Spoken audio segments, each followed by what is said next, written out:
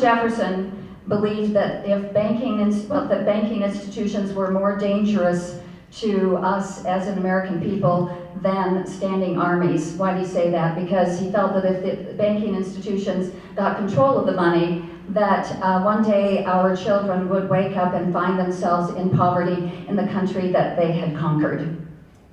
We are seeing that, my friends, right today. So again, here we go. Follow the money. It doesn't matter if it's budget or whatever expenditure is happening in Congress, follow that money. And the Federal Reserve, in my view, is the root of the problem. We have had this Federal Reserve, it's neither federal nor is it a reserve, for since 1913, and never once has it been audited. Now, isn't it just simply common sense that we once and for all audit this thing? All right, well, I agree. I agree with the 283 some sponsors in the House right now who want to do just that.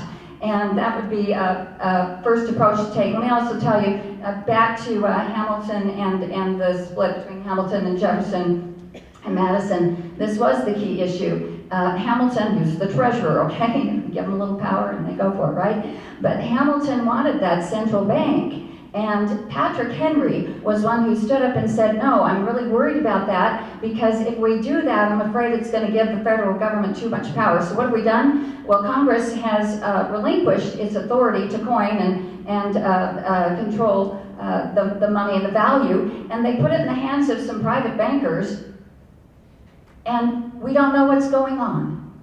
So I, as a senator, would be one to join in with this common sense approach to simply get to the bottom of it and find out what's going on with the Federal Reserve and do what our founders would want us to do. There are a couple of problems, overlapping problems with the Federal Reserve. Number one, my copy of the Constitution says that all legislative power is vested in the Congress. And my copy of the Constitution says that all executive power in the federal government is vested in the President.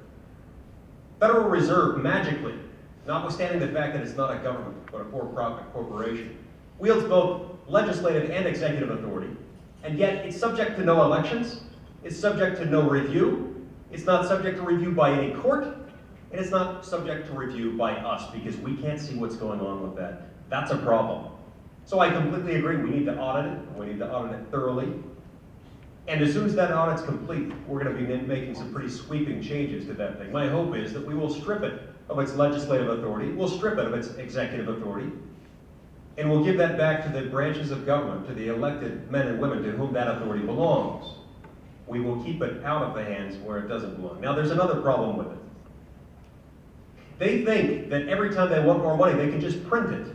Well, that's a problem on a constitutional level for several reasons. First of all, Article 1, Section 8, Clause 5 refers to coining money, a term that was understood then and in context with Article 1, Section 10, Clause 1, as referring specifically to gold and silver, not to paper that can just be printed over and over and over again. Perhaps more fundamentally problematic is the fact that so much of our worth, so much of our value, our property is tied up in currency.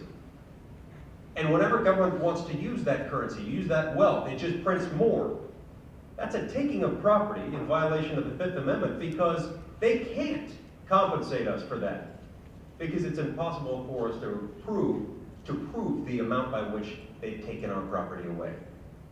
That is constitutionally problematic on so many levels, and it's got to stop. Who are the most powerful people in the world today? People would say the President of the United States.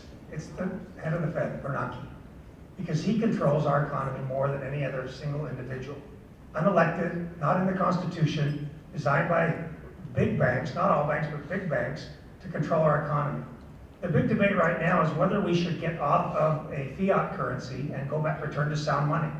Ron Paul has led the way in this. It's House Bill 1207. It's very critical, and it's surprising to people that we have never audited the Fed before.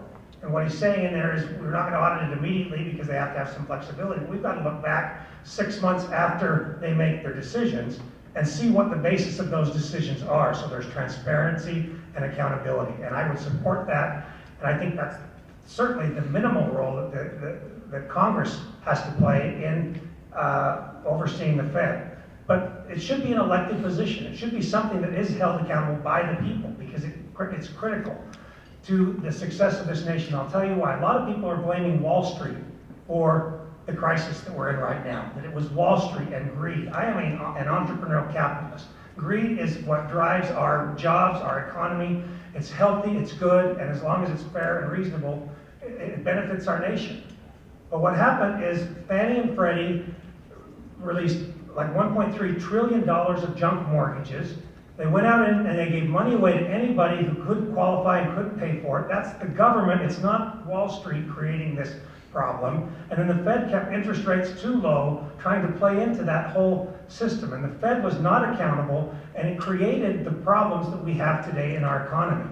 There is no oversight today, and that has to change. But a bigger debate that we have to have is whether or not we should have, maybe it's not going back to a gold standard, but a commodity-based backing for our currency is worth having a big debate in this country, because monetary policy to the government is spend all you can right now and make the dollar that you have today in your pocket worth less and less and less. There's a country in Africa, Zaire I think it is, I'm going to use my 1 minute because this is important, it's important for the country, and that is they have a $13 trillion bill, a note, paper money, $13 trillion bill, because their money has been devalued over and over and over to be literally worthless today. And you've heard countries where they're wheeling in barrels of cash to pay for groceries and other things. That's where we're headed. In the late 80s, I worked in the Reagan administration. I went down to Latin America and collected unpaid debt from people who borrowed money. And governments spent too much money, and they ended up printing money like was going out of style, and their currencies plummeted, and they couldn't pay their debt, so they crashed. Same thing happened in Asia. Okay, sorry, I could go on, but I won't because my time is up. Thank you. Like the other candidates have said, we are under the Federal Reserve. The Federal Reserve was started to slow down or to help stop or to increase the monetary value so we no longer go into a depression. Coming out of the Great Depression, we had an administration that thought it was a good idea to put something together to stop a depression from happening in the future. This is why the Federal Reserve come about. What it had done was it stripped the power away from the people to have a money system in place controlled outside the federal government or from the Federal Reserve that is accountable to nobody. Like Tim Bridgewater has said, I have read a lot of stories, done a lot of research in other countries to where people get paid at lunchtime to run to the bread store with buckets of money to buy a loaf of bread. That is where our country's going. That is what's going to happen to our system. And this is going to happen sooner than anybody might think with the way that our federal government is spending money and the Federal Reserve is printing money for the federal government to spend. The first thing we need to do is audit the Fed. Once we audit the Fed, we need to go line by line through the books to find out exactly where they're spending the money of the American people. Not their money, not the federal government's money, but the money from the American people. We have to make people understand, and we have to start teaching people once again that the federal government has no money. The money comes from the people and from the Americans in this country that work hard, that run businesses, that produce goods.